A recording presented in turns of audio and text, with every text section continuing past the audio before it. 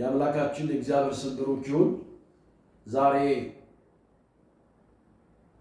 21ኛው ቀን 3ኛው ወር 2018 እሁድ ዕለት በዚህ እግዚአብሔር ከ2 ዓመት በፊት የሰጠን የተስፋ ቃል አለ። ሕዝቅኤል ምዕራፍ 17 ከቁጥር 22 እስከ 24 ያለውን እሱን ክፍል ሰጥቶን ብዙ ጊዜ ጸልየንበታል። ደግሞ ምን ጸልያለን? እንደዚህ ይላል ጌታ እግዚአብሔር እንዲህ ይላል፣ ከረጅም ዝግባ ጫፍ ላይ ቀንበት ወስጄ አኖራለሁ። ከጫፎቹ አንዱን ቀንበት እቀነብጠዋለሁ። በረጅምና በታላቅ ተራራ ላይ እተክለዋለሁ። ከፍ ባለ በእስራኤል ተራራ ላይ እተክለዋለሁ። ቅርንጫፎቹም ያወጣል፣ ፍሬ ያፈራል፣ የከበረ ዝግባ ይሆናል። በበታቾቹም ወፎች ሁሉ ያርፋሉ።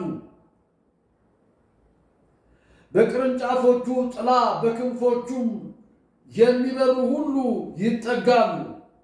የዱር ዛፎች ሁሉ ረጅሙን ዛፍ ዝቅ ያደረግሁ፣ አጭሩን ዛፍ ከፍ ከፍ ያደረግሁ፣ የለመለመውን ዛፍ ያደረቅሁ፣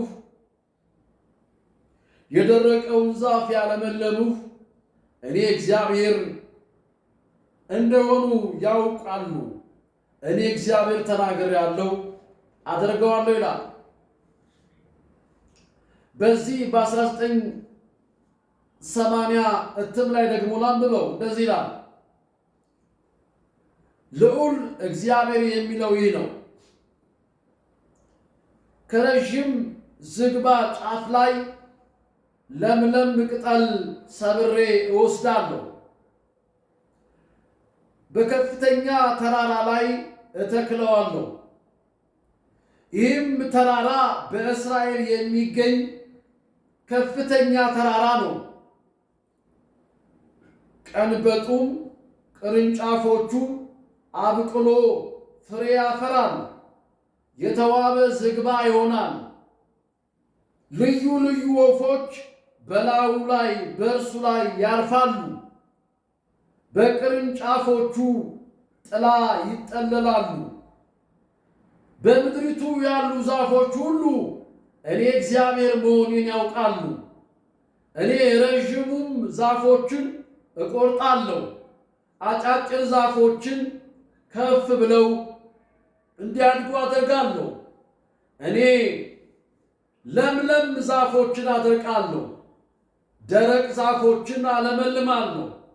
እኔ እግዚአብሔር ይህንን ተናግሬአለሁ፣ አደርጋለሁ፣ ያልሁትን ሁሉ እፈጽማለሁ ይላል። እንግዲህ የጌታ የአምላካችን ስም ብሩክ ይሁን። እኛ በአሁኑ ሰዓት ባለንበት በዚህ ሰዓት እጅግ በጣም ቀንበጥ ማለት በጣም ትንሽዬ ሁሉም ሰው ሊይዛት የሚችል ሁሉም ሰው በቀላሉ ሊነቅላት የሚችል በሚል ደረጃ የተቀመጠች ነች። በጣም ትንሽ ቀንበጧ። ነገር ግን እያለን ያለው ምንድን ነው? ይህን እየተናገረ ያለው እግዚአብሔር ነውና ትንሿን ቀንበጥ ወስጄ ረጅም በሆነ ተራራ ላይ እተክላታለሁ ይላል። ሰዎች ላይ አለን። ሰዎች እግዚአብሔር በውስጤ ሊሰራው ያሰበው ነገር አለ፣ በእኔ ነገር አለው ብለው ብዙ ሰዎች ይናገራሉ። እኔም እግዚአብሔር በእኔ ራዕይ አለው ብዬ ከሚናገሩ ሰዎች መካከል አንዱ ነኝ። ብዙ ጊዜ ከባሪያዎች ጋር ወይ ደግሞ ከማላቃቸው ሰዎች ጋር ሲገናኝ ሰዎች እንደዚህ ይላሉ፣ ቸርች ከፈትክ እንዲህ ይላሉ። ቸርች አይከፈትም። ሱቅ ወይ ሱፐርማርኬት አይደለም። ቸርች ይተከላል። ቤተ ክርስቲያን ትተከላለች። ለምንድን ነው የምትተከለው ሲባል ሕይወት ስላላት፣ የምታድግ ስለሆነች፣ ቅርንጫፍ የምታወጣ ስለሆነች፣ ለብዙ መትረፍ የምትችል ለትውልድ መጠለያ ስለሆነች፣ ሰላም ለሌላቸው ሰላም፣ ለተጠቁት ነፃ መውጣትን፣ ለታሰሩት መፈታትን፣ ለተቅበዘበዙት ማረፍን እቺ ትንሽዬ ቀንበጥ እንግዲህ ቀንበጧን እቀነብጣትና በረጅምና ከፍ ባለ ተራራ ላይ እተክላታለሁ ይላል። ይህን የሚለው እግዚአብሔር ነው። እተክላለሁ ካለ የተናገረው ማን ነው ብሎ መጠየቅ ነው። የተናገረው ሰማይና ምድርን የፈጠረ በሰማይ ላይ ከፍ ብሎ የሚኖር በምድር ላይ የሚርመሰመሰውን ፍጥረት ሁሉ የሚመለከት ለሁሉም እስትንፋስን የሰጠ ማምን እንደሚያስብ የሚያውቅ እጅግ የተወደደና የተፈራ ቅዱስ እግዚአብሔር ስለሆነ እኛም አምነነዋል። በረጅምና ከፍ ባለ ተራራ ላይ ተክሎናል።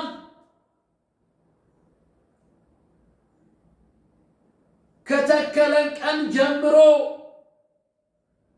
ስር እየሰደድን ነው። ስር መስደድ መዝሙር 92 ላይ እንመለከታለን። መዝሙር 92 ቁጥር 12 ላይ እንዲህ የሚል ቃል አለ።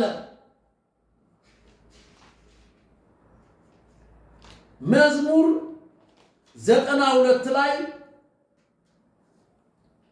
እንደዚህ ይላል። ቁጥር 12 ላይ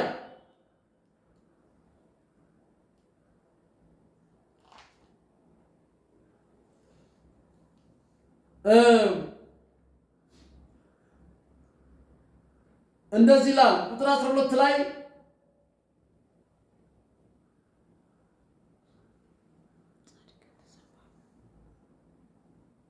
ቁጥር 12 ጌታ የተባረከ ይሁን። መዝሙር 92 ቁጥር 12 ላይ እንደዚህ ይላል። ጻድቅ እንደ ዘንባባ ያፈራል፣ እንደ ሊባኖስ ዝግባ ያድጋል።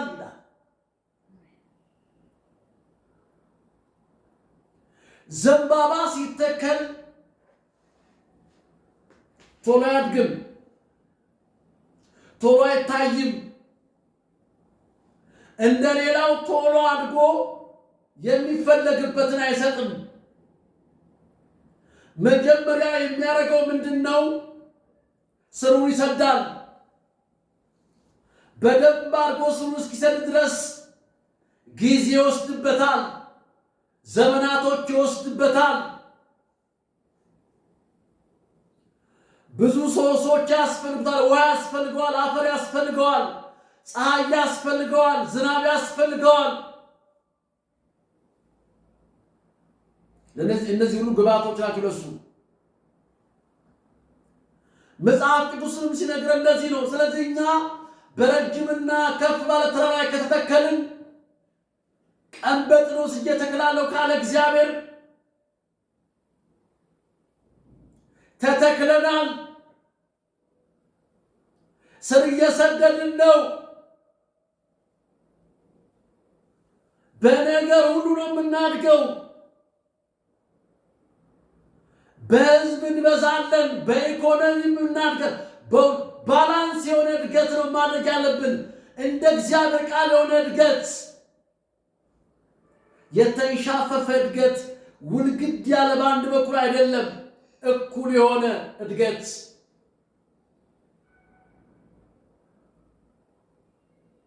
ጻድቅ ነው የሚለው እንደ ዘንባባ ያፈራል ይላል፣ እንደ ሊባኖስ ያድጋል ይላል። በእግዚአብሔር ቤት ውስጥ ተተክለዋል ይላል። እኛ የተተከልነው በእግዚአብሔር ቤት ነው። የምንኖረው ከእግዚአብሔር ጋር ነው። የምንወጣው፣ የምንገባው፣ የምንቀመጠው ከእግዚአብሔር ጋር ነው። የተተከልነው በወንዙ ዳር ነው። ስለዚህ በአምላካችን አደባባይ ይበቅላሉ ይላል። በእግዚአብሔር አደባባይ፣ እግዚአብሔር ባለበት ቦታ፣ እግዚአብሔር ዙሪያዋን በከበበ ቦታ ትበቅላለች። ቤተ ክርስቲያን ታድጋለች። ምንም እንኳን ስትበቅል ብዙ አይነት ብዙ ቅጠል እንዳታወጣ ስሯ እያደገ በብዙ ነገር እንዳትስፋፋ ብዙ መሰናክል ቢገጥማትም ያን ጊዜ በለመለመ ሽምግልና ያፈራሉ ይላል። ደስተኞች ሆነው ይኖራሉ ይላል። ያልደከምንበትን ያልለፋንበትን አንጠብቅም።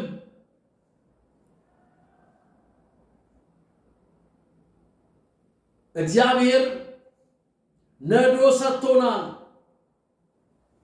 ስለዚህ በተተከልንበት መተከል፣ በቆምንበት መቆም እግዚአብሔርን እንጠብቃለን። እግዚአብሔር አይጥልም፣ እግዚአብሔር አይተውም።